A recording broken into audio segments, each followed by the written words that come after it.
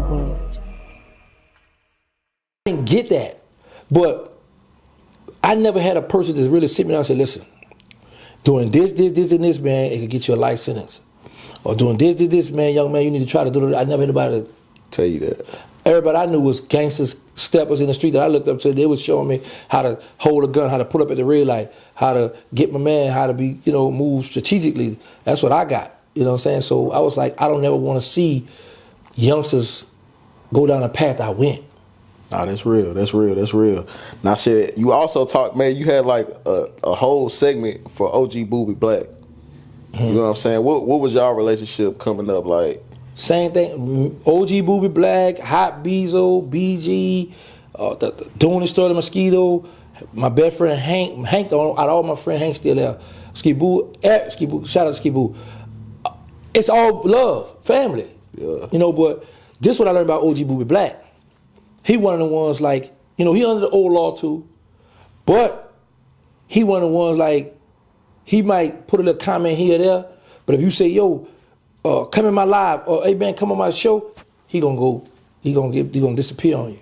Mm. And this comes from other guys that have told me that they talk to him and they try to get him to come. He not one of the ones, he not gonna help you. I feel it. I guess he feel like I got it from the mud. I did my thing with Kevin Gay, I come up and that's what it is. Nah, for sure. Now he told you,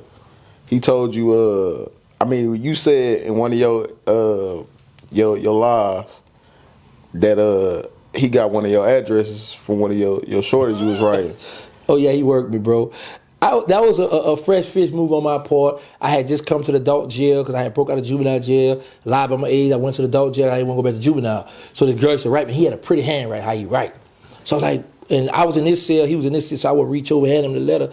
And like I said, I'm fresh, green, don't know no better. So I'm handing him the letter with the envelope. Right. The girl address right there. So, and she was pretty fine. Yeah. So he writing her back, I get it, all right, I mail it out.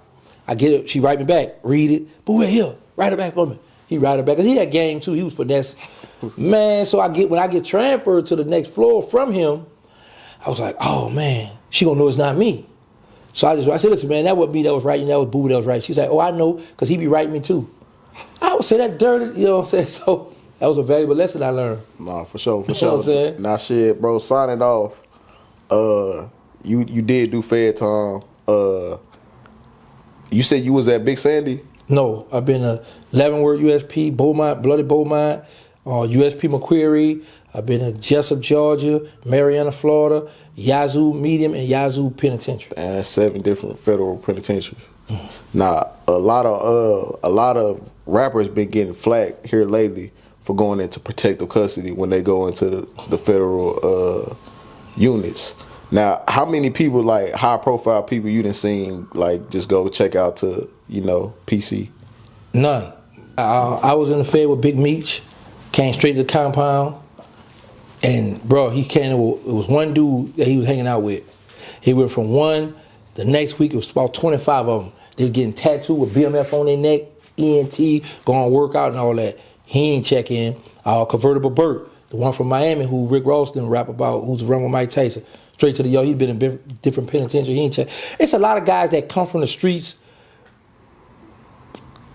that street guys that when they come to the compound, they got homies gonna make sure they good. As long as they not no rats, they gonna be able to live on the compound. Right. Now, you saying that you like the most popular rat. Mm-hmm. Did you have any problems on the compound ever? No. Never. Bro, listen. And it's not being arrogant or toot my horn. And there are guys that have been in the federal system with me. Every prison I went to, people knew me. They knew where I was at because I was out on Front Street, but ain't nobody never put up to extort me. Ain't nobody never put up to disrespect me. Matter of fact, I called a stabbing. I stabbed a guy. It was behind one of my Muslim brothers from D.C. claiming a table.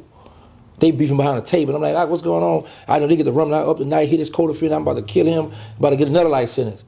I got caught with a shank in my cell. Bro, listen.